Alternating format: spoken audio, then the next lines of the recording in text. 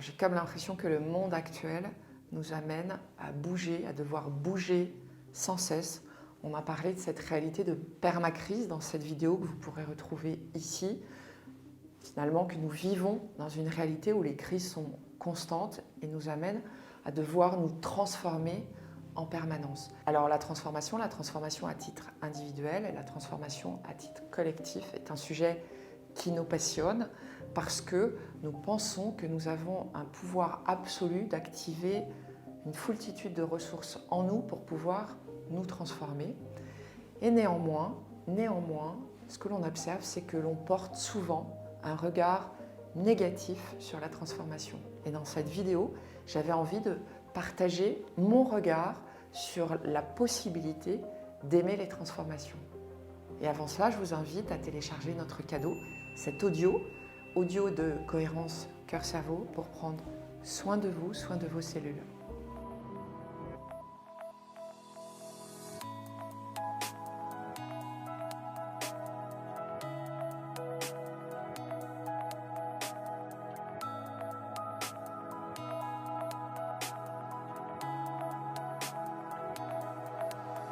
Alors j'ai imaginé qu'il serait intéressant d'apprendre à aimer les transformations, à la fois sur un plan métier, sur un plan émotionnel, mais aussi sur un plan énergétique. Et je vais tout d'abord aborder ce volet du plan métier avec cette idée selon laquelle, finalement, porter un autre regard sur la transformation, sur un aspect métier, ce que je veux dire par là, c'est sur ce qui nous occupe dans notre job au quotidien, c'est porter un regard positif sur les transformations qui nous obligent, quelque part, à apprendre. Apprendre, c'est comme une antidote face au vieillissement. Apprendre, c'est une capacité à régénérer nos autoroutes neuronales. Apprendre est une des sources positives liées à toute transformation. Le deuxième volet que je trouve intéressant pour changer de regard sur la transformation, c'est cette idée selon laquelle nous gagnons à être amoureux finalement du chemin plutôt que du résultat. C'est-à-dire à prendre du plaisir, pas uniquement quand on a atteint un but, ce but de transformation, ce but d'être transformé, d'agir selon de nouvelles règles, d'avoir trouvé de nouvelles réponses, mais de prendre du plaisir sur le chemin, c'est-à-dire d'imaginer la transformation comme un véritable voyage. Et dès que vous serez en mesure de porter un autre regard sur les étapes de la transformation, vous verrez à quel point vous serez densifié et vous verrez à quel point vous serez finalement connecté à une sorte d'énergie créative qui vous invitera à porter un autre regard sur le fait de se transformer. Alors je trouvais intéressant d'aborder aussi, d'apprendre à aimer la transformation sur un plan plutôt émotionnel. Se transformer signifie que l'on passe des étapes qui sont des étapes incertaines qui peuvent générer en nous des peurs plus ou moins profondes. Donc se transformer, c'est aussi une occasion d'apprendre à rebattre les cartes de ce qui nous lie à certaines de nos émotions limitantes. Se transformer génère de toute façon, systématiquement, des peurs.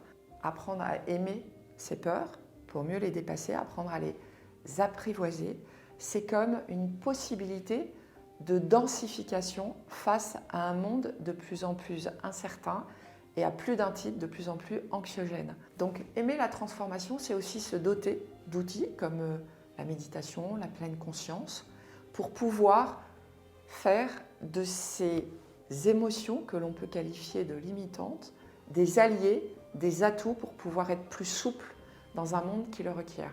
Ce que je trouve intéressant sur un plan émotionnel, c'est que les transformations nous apprennent, avec l'entraînement, nous apprennent à être de plus en plus résilients, c'est-à-dire d'adopter une autre attitude par rapport à l'inconnu, une autre attitude par rapport aux difficultés et de petit à petit, avec l'entraînement, pouvoir transformer ces peines, ces inconnus, ces difficultés en de véritables atouts qui vont nous permettre d'aborder la transformation avec de plus en plus de plaisir.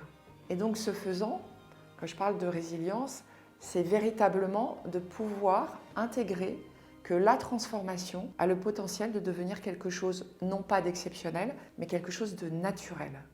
Troisième volet que je voulais aborder, c'est la transformation, le regard que l'on peut porter sur la transformation, mais maintenant de l'aborder sur un plan énergétique. Ce que je veux dire par là, c'est qu'il me semble intéressant de travailler à la possibilité que l'on a d'aligner l'énergie qui est la nôtre avec le projet, la vision, les sujets sur lesquels on doit avancer pour se transformer. Donc, en quoi votre énergie est compatible, est alignée avec les sujets de transformation que vous êtes en train de vivre.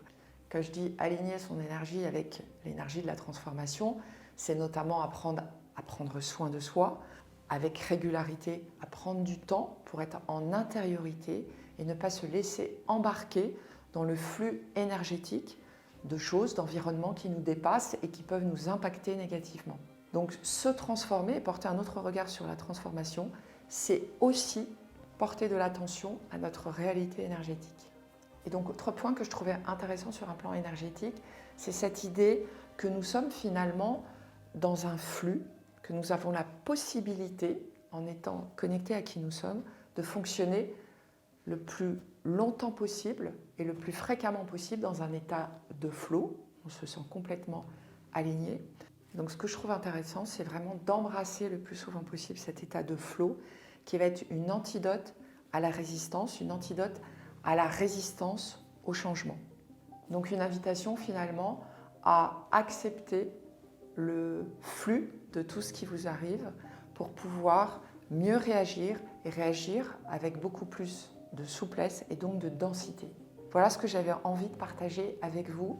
Je pense essentiel, la transformation et la capacité que nous avons à épouser des transformations repose à la fois sur un état d'esprit, mais aussi repose sur notre capacité à bouger, tant sur des volets beaucoup plus cérébraux, l'apprentissage, que sur des volets beaucoup plus énergétiques qui vont nous mettre dans des situations de flux, de mouvement très simples, très naturels, et ainsi nous permettre de trouver les bonnes réponses dans un monde qui bouge et qui nous challenge significativement.